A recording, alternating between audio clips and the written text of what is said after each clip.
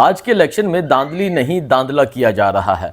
आपको बताता हूं धांधली की कहां कहां से रिपोर्ट आ रही हैं, बल्कि वीडियोस आ रही हैं और आपको वीडियोस दिखाएंगे कौन सी वीडियोस आ रही हैं, किस तरह धांधला किया जा रहा है, आपको वो वीडियोस भी दिखाएंगे।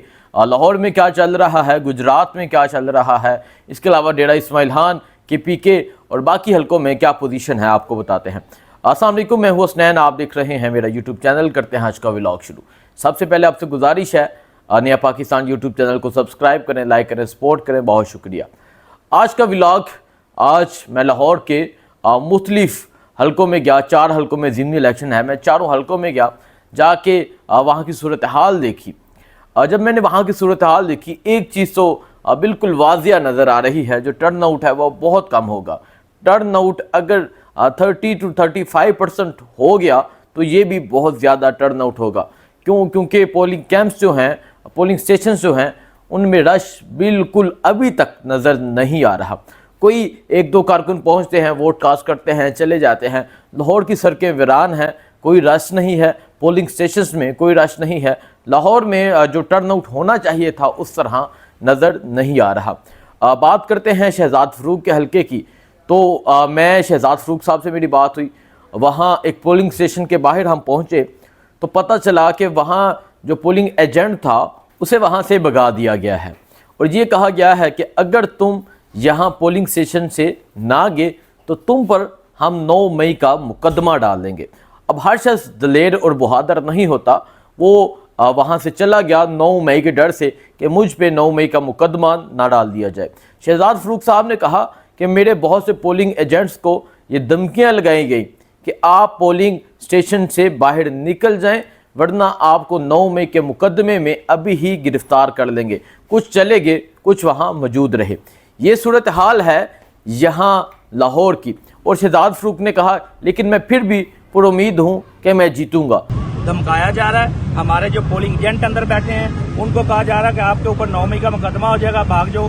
और इस पोलिंग स्टेशन से मेरे 2 पोलिंग एजेंट पकड़ के ले गए। अभी मैं अंदर गया हूँ, पोलिंग स्टेशन खाली था। लेकिन हर स्टेशन पे धांधली होती हुई नजर आ रही है, बल्कि ये एक धांधली का तरीका है। लोगों को डराया जा रहा है, लोगों को धमकाया जा रहा है और इसी तरह बाकी हलकों में है।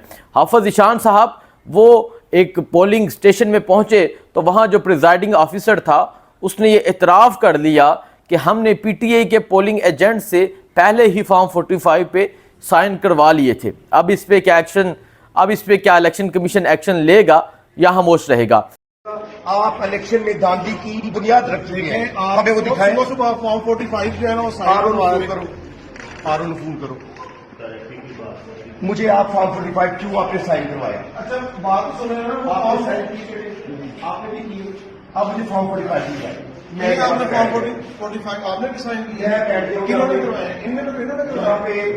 प्रिजाइडिंग ऑफिसर्स पहले ही ये इतराफ़ कर रहे हैं कि हमने फॉर्म 45 पे साइन करवा लिए थे।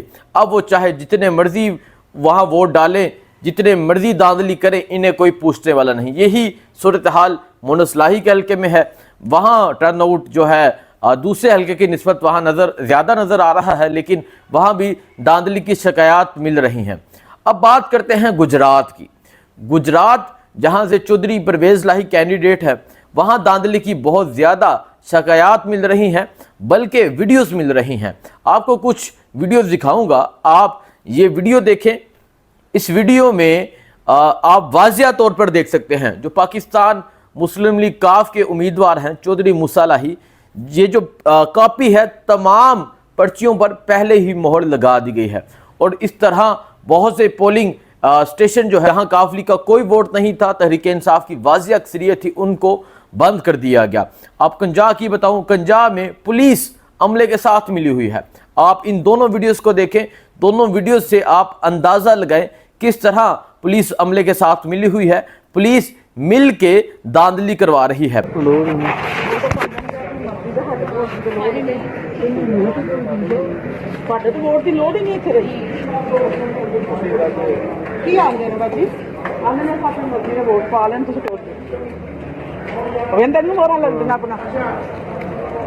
ट्रैक्टर में वोट करना है,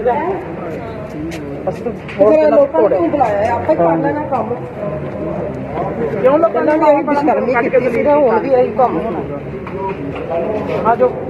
चौधरी परवेज लाही के जो बेटे हैं मोनस लाही, उनकी तरफ से ये कहा गया है कि नामालूम अफराद अंदर घुसकर सरेआम धांधली कर रहे हैं और पुलिस उनकी मदद कर रही है। ये गुजरात की सूरत हाल है। गुजरात में इस टाइम सबसे ज्यादा धांधली की जा रही है। जी आप प्रिजाइडिंग अफसर मेरे सामने खड़े हुए हैं जी, ये कह रहे हैं कि जी बंदे आए हैं कोई, और हमें पता है जाहिद भट्टी आया है बंदों को लेके, उसने अंदर जाके कितने किताबा पाई हैं 800 हमसे ने जो पड़ी 800 नहीं 3000 वोट जो वो डाल के हमारी इन्फॉर्मेशन 3000 तो इधर है नहीं। अच्छा ठीक है, 800-900 3000 वोट तो टोटल ही नहीं होगा। कितनी कापियां थी? 8-9 1968 वोट है इधर। हाँ। और टोटल कितना डाला है इन्होंने? मेरे पास इस वक्त आपके पास कितनी कापियां मौजूद हैं? कितनी कापियां? चलो जी, कितनी कापियां पा के गए? इस वक्त आपके पास पड़ी कितनी है वो देखना, उसके बाद बाकी वही डाल गया सर। नहीं अंदाजा 7-8 कापियां पाई हैं जी सर, ऐसे ये 8-9 कह रहे हैं ना। 9 है तकरीबन। 9 कापियां वो डाल के चला गया जी। ये 2 बक्से पड़े हुए हैं। अब इसका फैसला कौन करेगा कि ये बक्से बीच में ऐड करने हैं कि हमने नहीं करने चाहिए? ये इसका फैसला करे ना। और 15 पे आप फोन करें ना तो पुलिस को बुलाते हैं। नहीं, और आरओ को बुलाएं जी, फोन करके रिटर्निंग ऑफिसर को बुलाए ना। हमारे साइन किसी के नहीं, क्योंकि हमसे तो छीना गया। हाँ। हमने 3-4 कास्ट दिए, उस पर हमारे साइन है। चलो इतने कोई ना वाकफ है ना जाहिद भट्टी दा, उनको एनी तेरे जान है ना, आए थे ना ते आके दस के नहीं असी जारी वोट नहीं पाए, क्योंकि उनको पता है कि हम चौधरी परवेज लाही को नहीं हरा सकते। जिस तरह उन्होंने चौधरी परवेज लाही की बेगम को, बेगम कैसरा इलाही को हराया था, उनके 1 लाख प्लस वोट थे, और जो काफली के उम्मीदवार थे उनके 27,000 वोट थे, लेकिन चौधरी परवेज लाही की बेगम वहां से हार गई, उनको जितवा दिया गया, बल्कि मिनिस्ट्री भी दी गई। इसी तरह आज गुजरात में दोबारा हो रहा है। दोबारा चौधरी परवेज लाही को हराने की भरपूर कोशिश की जा रही है, हर मुमकिन कोशिश की जा रही है, बल्कि जो सूरत हाल नज़र आ रही है इससे ये साबित हो चुका है कि ये अपनी हार मान चुके हैं। इन्होंने अपनी हार तस्लीम कर ली है। अब हर हरबे इस्तेमाल कर रहे हैं तहरीक इंसाफ को हराने के लिए। तहरीक इंसाफ को हराने के लिए जो हरबे इस्तेमाल किए जा रहे हैं, आपको बताएं लाहौर में टर्नआउट बहुत कम नज़र आया, वज़ीराबाद में भी टर्नआउट कम नज़र आया। वज़ीराबाद में अभी तक धांधली की कोई शिकायत नहीं मिली, लेकिन वज़ीराबाद की जो सीट है वो अहमद चट्टा 38,000 से वो सीट जीते थे। इनको पता है कि वहाँ हम धांधली भी कर ले, जितनी मर्जी कोशिश कर ले, हम उस सीट को नहीं छीन सकते। तो वहाँ धांधली की शिकायत नहीं है, वहाँ यकीनन रात को पाकिस्तान तहरीक इंसाफ जीतेगी। और इसी तरह डेरा इस्माइल खान की आप सूरत हाल देखें। डेरा इस्माइल खान में जो नून लेके पोलिंग कैंप्स हैं, वहाँ कोई शख्स नहीं बैठा हुआ। आप इस तस्वीर को देखें, वहाँ एक शख्स मौजूद नहीं है। तमाम पोलिंग कैंप्स खाली हैं। तहरीक इंसाफ के पोलिंग कैंप्स बड़े हुए हैं। सरदार फैसल अमीन गंडापुर एक बड़ी अक्सरियत के साथ जीतेंगे। मुकाबला नज़र आ रहा है बाजौर में। बाजौर में एक तरफ रेहान ज़ेब के भाई, उन पे लोग बहुत एतमाद कर रहे हैं, बहुत ठप्पे लगाए जा रहे हैं। दूसरी तरफ पाकिस्तान तहरीक इंसाफ के उम्मीदवार गुलजफर हैं। अब रात को पता चलेगा वहाँ से कौन जीतता है, कौन नहीं जीतता। लेकिन जैसा कि मैंने कल व्लॉग में बताया था, PTI बा मुकाबला PTI है। आज के व्लॉग का मकसद ये था कि पंजाब में इन्होंने शदीद धांधला अभी तक कर लिया है। पंजाब में नून लीग को जितवाने के लिए अदारे, पंजाब में पुलिस हर मुमकिन कोशिश कर रही है। पुलिस जो धांधली कर रहे हैं उनका साथ दे रही है। आपने वीडियोस में देखा कि धांधली की जा रही है और पुलिस पास करी है, सब इंस्पेक्टर करे हैं, लेकिन किसी की जरूरत नहीं उनको पूछें कि आप कौन हैं, क्यों धांधली कर रहे हैं। ये सूरत हाल है पंजाब की, स्पेशली गुजरात की, लाहौर की। मियाँ शहजाद फरूक को हराने के लिए हर मुमकिन कोशिश की जा रही है। चौधरी मोनस लाही को हराने के लिए हर मुमकिन कोशिश की जा रही है। इसके अलावा हाफिज ज़ीशान एक पोलिंग कैंप में पहुँचते हैं। वहाँ जो प्रिजाइडिंग ऑफिसर है उसने ये कहा कि हमसे फॉर्म 45 पे पहले ही साइन करवा लिए गए थे।